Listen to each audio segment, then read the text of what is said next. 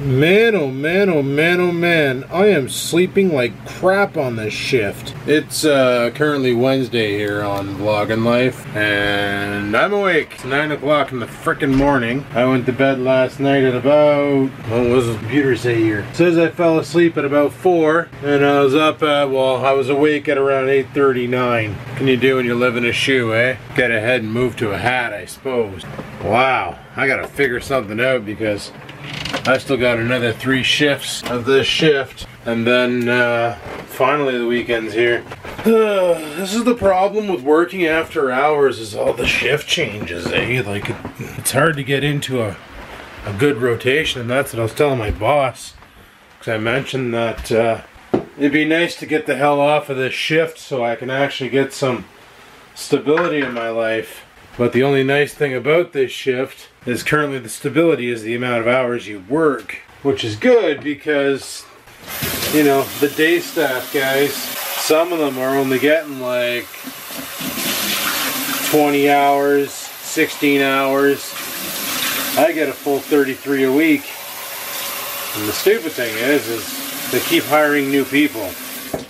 They don't give us full hours, but they hire new people. That's the way she goes. Now the other thing that could be affecting my fatigue is I started doing split workouts.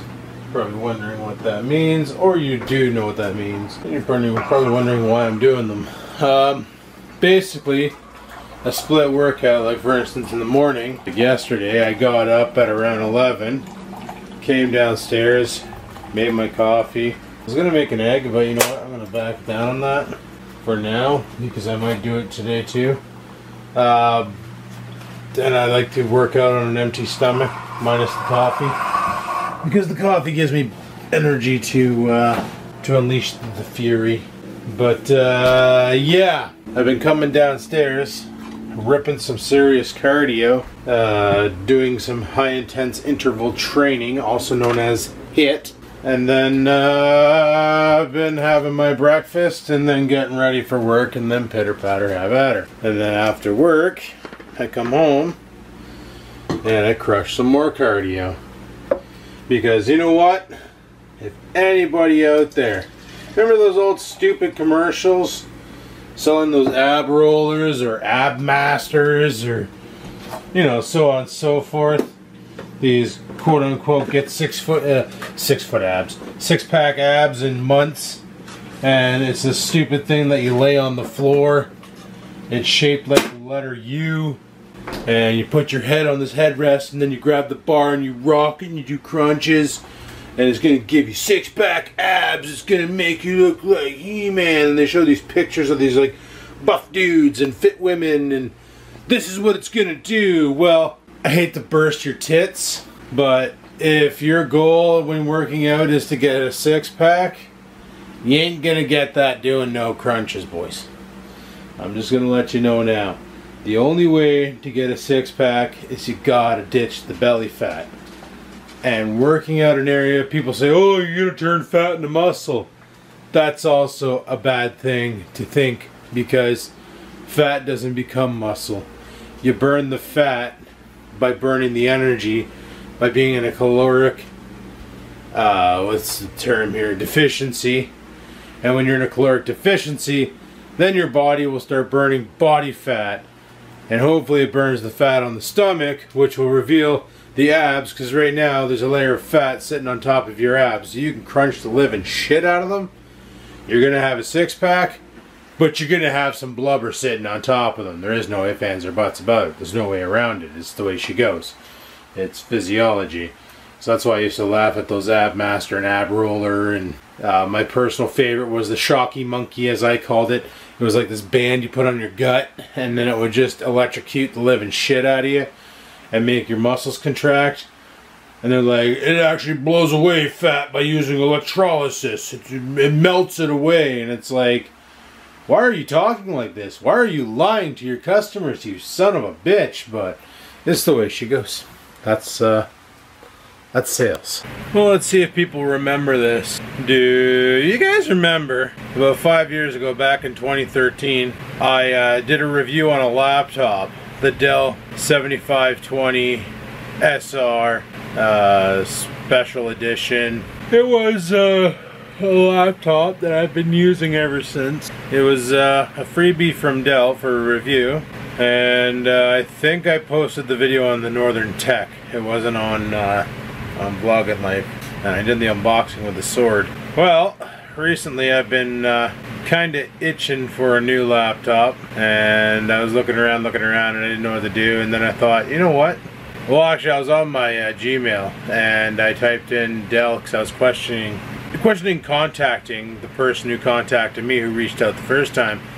And that's when I mentioned to you guys last time when I showed you, said, hey, do you notice how the messaging system's gone? And I've confirmed it. I went on Google and looked it up, and sure enough, they've deleted the ability to create personal messages back and forth between two YouTubers, or two individuals on YouTube, because not everybody on YouTube is a YouTuber. They're potentially just a consumer of content. So I went on Google and I just typed in Dell to see what would come up, and I saw her contact, and I was like, I wonder if she still works. Like, I don't know if Google just caches email addresses that you've communicated with, or if it actually verifies them to make sure they're still legit. So I threw an email and said, hey, long time no speak, like I'm looking to get a new laptop, and I was wondering if there was something you could do, if we could cut some sort of a business deal where, like we did back in 2013, where, you know, you give me a deal on a laptop and I'll give you a deal on a review for said laptop. And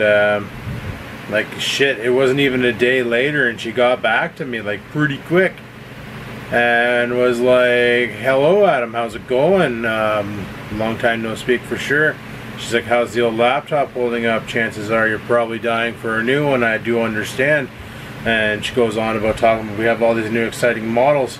However, our current focus is back to school, and we do have a back to school laptop that we would like to get reviewed, as it's not a common model seen on YouTube, as everybody seems to rather go. And then she goes into a big, I don't really want to get into that whole thing because that's going to breach the surprise of it all.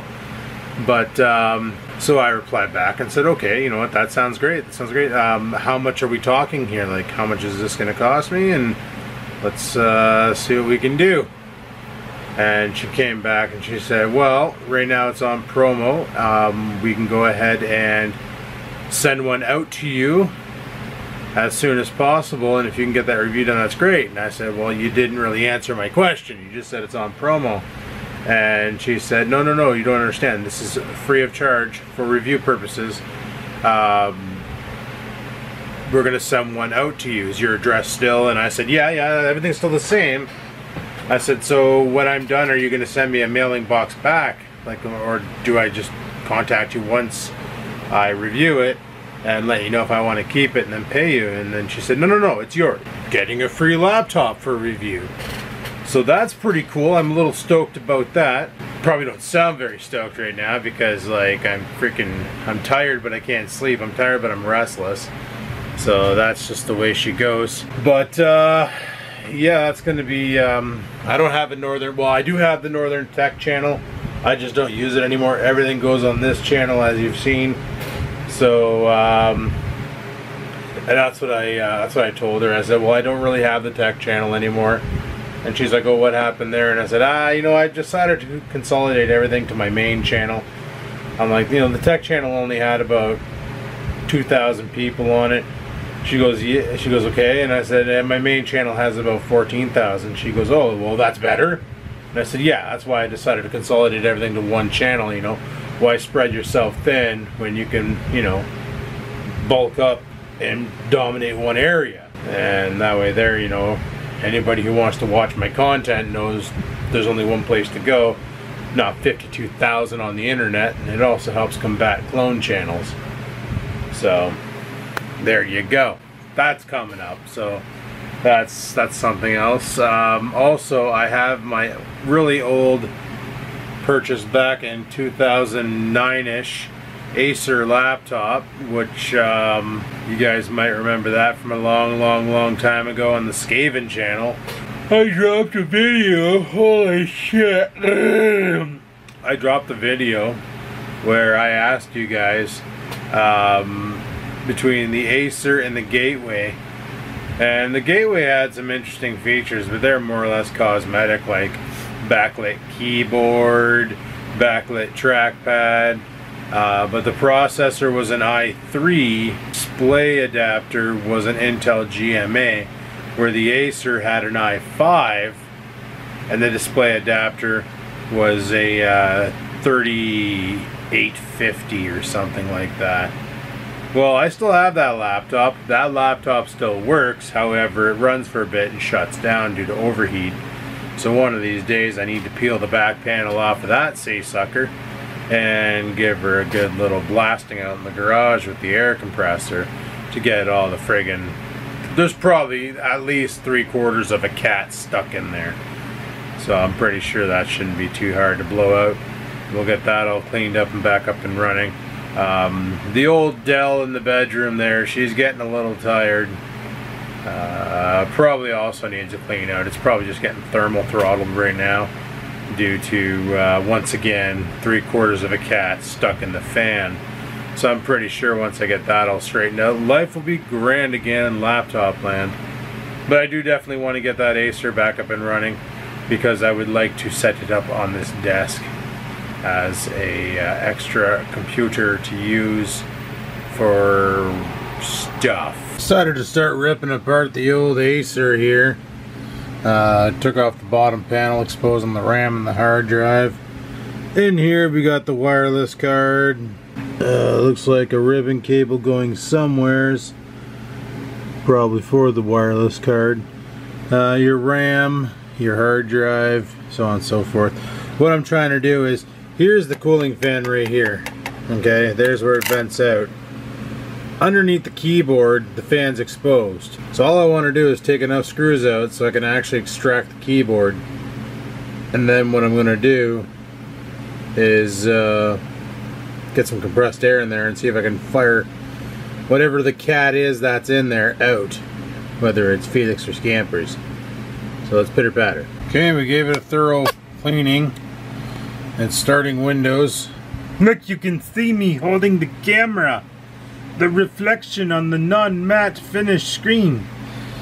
I blew out the fans. They're good. Holy shit. It's been a while since I used this. This is the picture of the trophy truggy from like a long freaking time ago. Computer still boots super quick though. Well, it does have an SSD into it, so that's probably a part of the reason. So, oh, the battery is flatter than flat and it's not taking a charge.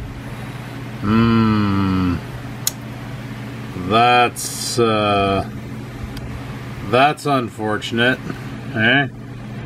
When that happens to your computer, because you haven't used it in forever, and lithium ion, when you drain it and you don't recharge it, it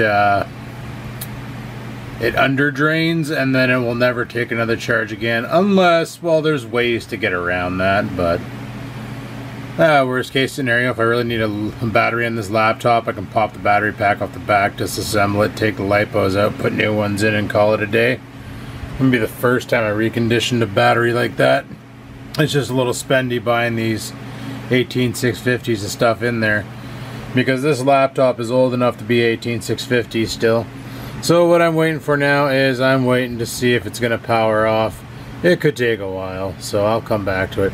But all I did was I popped the keyboard off. There's some tabs back here, here, here, here. Peeled the keyboard off, and underneath it revealed the fans. There's little cutouts for them, so I just blasted them with compressed air, saw a bunch of shit fly out, and then blasted them from the sides as well, where air gets blown out to reverse it, and fired some shit up actually into the screen, because I had the screen semi-closed when I did that. We'll see if that's enough to make it run properly, and go from there, because what my battle plan is I want to move the PlayStation 4, which I currently have sitting back yonder, downstairs and put it on the 55-inch TV. My buddy Serge, he's he plays PS4 all the time. He really wants to start playing with me, but I would rather set it up downstairs and start using my living room a lot more. Like, I've been using it for workouts and shit. But like, Christ, I got a 55-inch 4K TV down there that I don't use very often. You know, I got those new speakers that I don't use very often. A couch that I don't use very often. It'd be probably a good idea if I started using that more often, right? Like, I'm paying for the house, I might as well use more of the house. So I was thinking, set up the PlayStation 4 downstairs, and that way there I can game with him. I guess there's a headphone you can buy that plugs into the controller, so that voice comms, you can do it all through the controller. I don't know how good that setup is, but we'll have to look into it. I don't know why I'm yawning again. Are you not tired? But yeah, right now I'm going to stress test the living shit out of this laptop, and then see if I can make it go poof. Alright, so I got a program on here called Speed Fan, which basically tells you your temperatures. Yes, people, this is just a dual core i5. It's an old i5 50... What the heck is this? 1 second. There we go. i5 430M, 2.26 gigahertz, ATI mobility, 5470. I'm sorry, I said it was a 5850. 5470. Shared memory, of course. 13.3-inch display with ABGN on the Wi-Fi. It's got a 6-cell lithium-ion battery, which is flatter than flat, and it came with 4 gigs of RAM, but we got 8 in there now, and a 500 gig hard drive, but we got a 120 gig SSD in there now. It's reporting 41C on the CPU, 44C on the GPU. I have no idea what temp 1 and temp 2 is all about, but that's other sensors. And it says the hard drive is cooking at 128 Celsius, which, if that was the case, it would be oozing out of the bottom of the computer in a puddle of pulp. So I'm pretty sure 128 is just a default value for when a sensor is missing and the computer is just getting its datas from somewhere that doesn't exist. Now, the CPU did just spike, and I do not know what core meltdown is for this thing, like what thermal shutoff is. But it'll be interesting to see what happens here when the CPU just spikes. If I don't even know what it's doing. There's nothing running in the background. I have no idea why the CPU is being used. But then she calms right down. I should put some sort of a load on it and see what happens. Okay, let's smoke it. We'll do this one here, and then we've already hit 66 Celsius. Look at that. She's gonna get toasty. 70, 73, and yet I'm putting my hand beside the laptop. Yeah, she's getting close to thermal shutoff. I'm not feeling a lot of air coming out of it. I'm actually impressed she's holding out this long. Normally it'd pop by now. It would just turn off. But it's actually holding up for the time being. Would you just look at it? Okay, well, I don't know how long I should run this test for.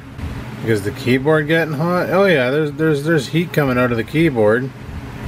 Not a lot, but I don't know where the heat's dissipating to, because I put my hand beside the fan on over here, and like I feel heat, but it's not overwhelming.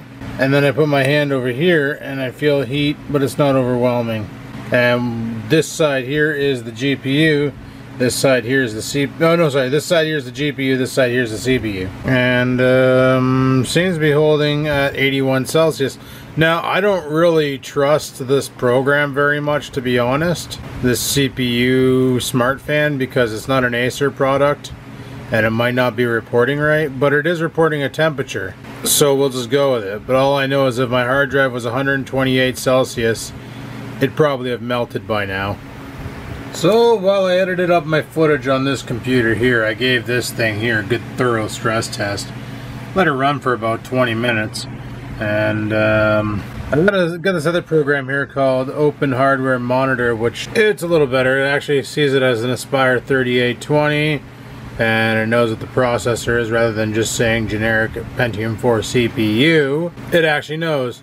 So I literally just unloaded on this thing at full balls to the walls. Right now the processor is running at 1.4 gigahertz, but it'll basically go up to 2.3 gigahertz.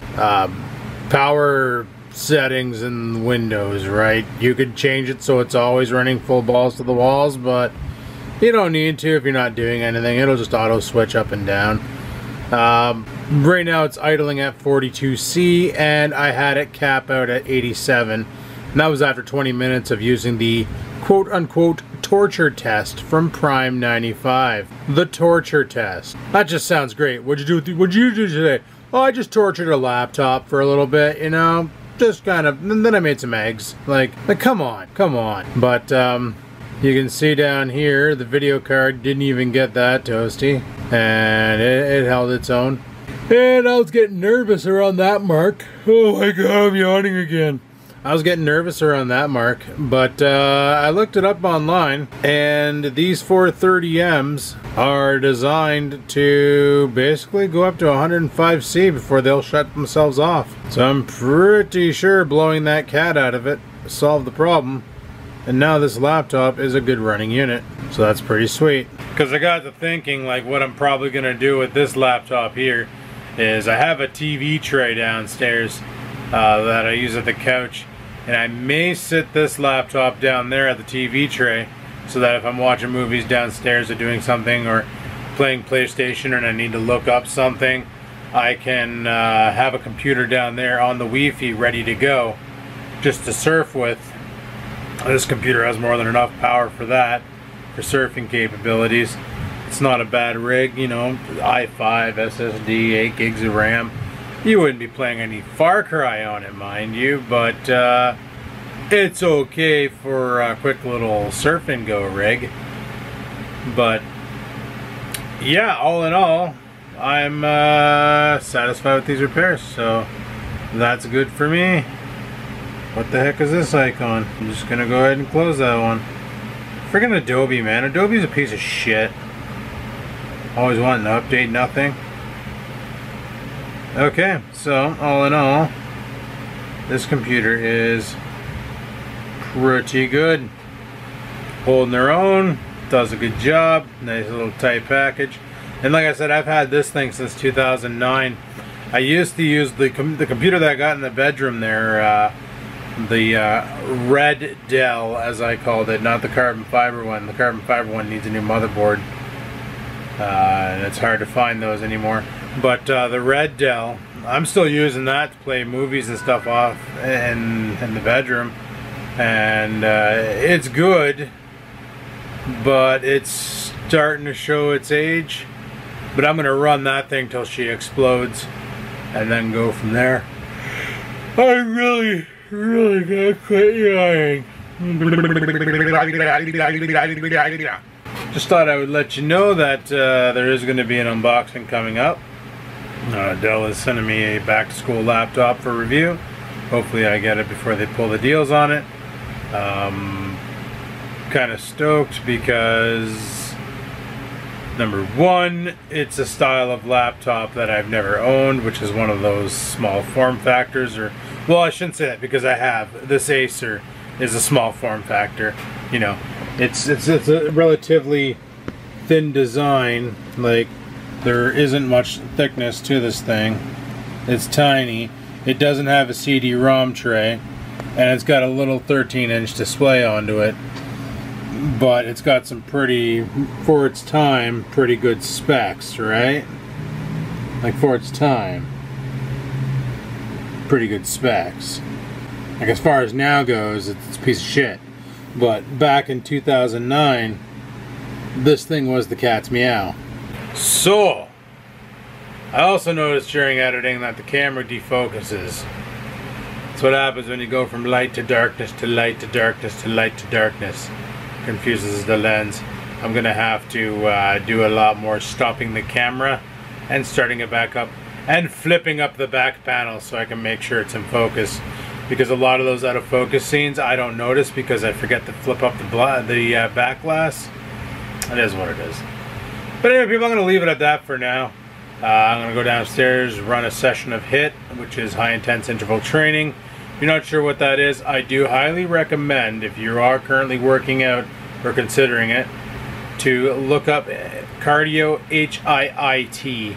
High intense interval training is by far the best damn cardio you can possibly do if you don't have time to do cardio. All it is you go like 10 seconds of rest, 30 seconds of balls to the walls.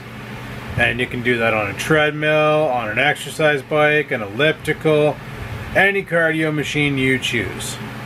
10 seconds rest, 30 minutes balls to the walls.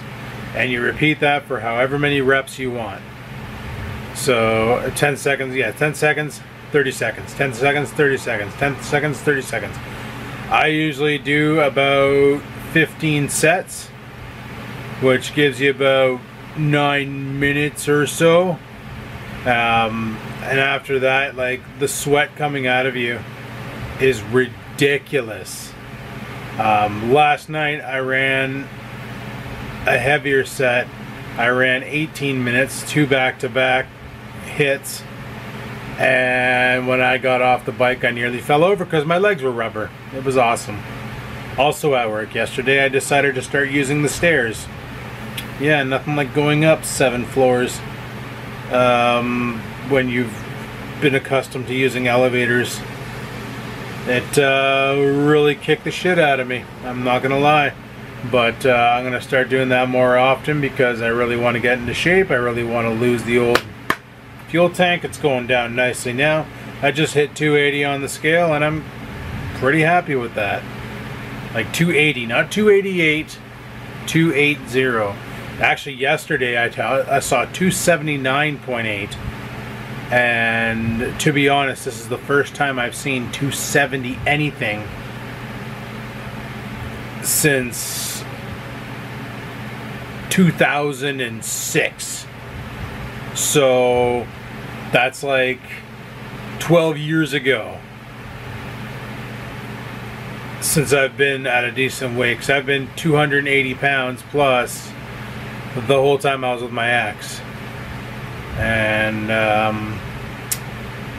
yeah, it feels good to get back down to a healthy weight. The only time I actually seen a lot of weight loss was after my bout with pneumonia, to be honest, which is not a good way to lose weight because that nearly killed me. But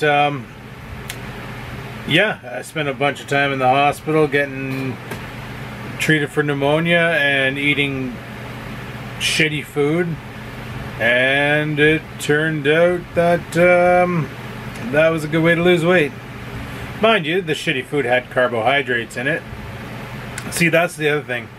I gotta explain to people about keto, because a lot of people are getting the wrong misconceptions, and I've been reading this here from people messaging me through the Facebook chat, my Facebook fan page. I hate calling it that. Fucking fan page. Like, stop. With keto, you do have to watch your calories, guys. Okay? You can't just, I'm on keto, all I gotta do is eat a bunch of fat and then walk into your fridge and grab a stick of butter and eat it. It doesn't work that way. Yes, the diet is, like, the majority of your intake is fat. The least amount of things you want are carbs. But you need to know what your daily caloric intake is and follow that. Like for me, according to Fitbit, they want me to get, what is it? Like it's a ridiculous amount that I have not been doing, because I'm running a caloric deficiency of 750 calories a day. So they want me, like, I've already taken in 1,227 calories today, and they want me to take in another 1,800. So they want me to eat 3,000 calories a day because I'm burning 3,600 in a day. or 3,750 in a day. Like 3,000 calories a day. And that's going to give me my weight loss. Because according to Fitbit, if I keep on the pace that I'm on, I'm going to hit my goal by January. Now, I'm not going to trust Fitbit because it doesn't know all the shit that's going on. So we're just going to go with it and have at her. But you're probably saying, Adam, how the hell do you have 1,227 calories already? You just woke up and started making a video and cleaned a laptop. You haven't even done anything yet. Well, last night when I got home from work, I jumped on the bike, rode the shit out of it, and then jumped on the Bowflex, flexed the shit out of it, and then went and had a shower, showered the shit out of it, and then I decided I'm hungry.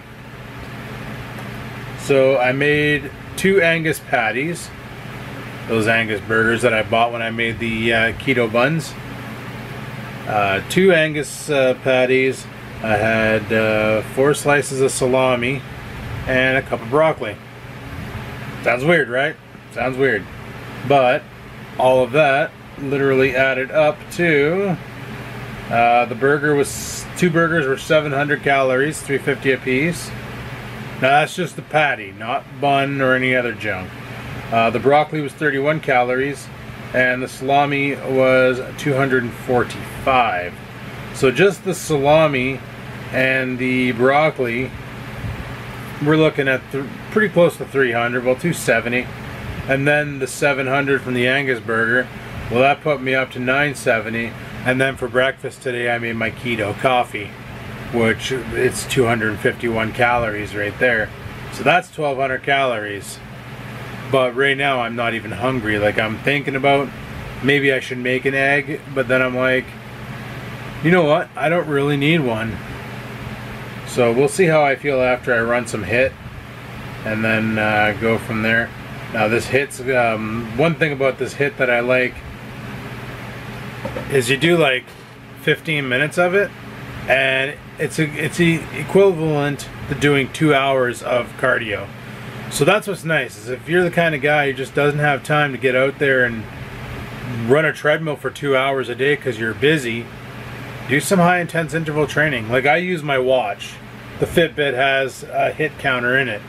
So you just set how many reps you want to do, hit go, and then every time it vibrates, it'll vibrate. Like the moment it starts, you're in high impact mode. So the moment you press start and it vibrates, you just give her on the bike. That's what I do. I use the bike. And then the moment it vibrates again, then that means rest. So then you tame her down, you take her down a notch. And then you take it slow for 10 seconds, and then she'll vibrate again. Then you just give her as much as possible, as much go as you got. And it works really good. Like when you're done that, the sweat coming off of you, the heat coming off of you is ridiculous. And you'll burn calories a lot faster for the next 2-3 hours than you would if you just walked on a treadmill or casually pedaled a bike for 2 hours. HIIT is the shit, and any bodybuilder will tell you when they're in a cutting phase, they do cardio every day and they'll at least do a session of HIIT because it's the best way around it all. It works the best. But anyway, people, I'm going to shut her down here. I know it's not that late, but the video's been going on for a while, and I just wanted to explain what's going on in the future. Not really going to do much outside because it's pissing rain out, which is great because we need it. Northern Ontario is on fire, as I showed you in a previous video, and it'd be nice to have some backup for the boys out there fighting the fires. So anyway, thanks for watching. Like, favorite, comment. Don't forget to subscribe. And until next time, guys, peace the frig out.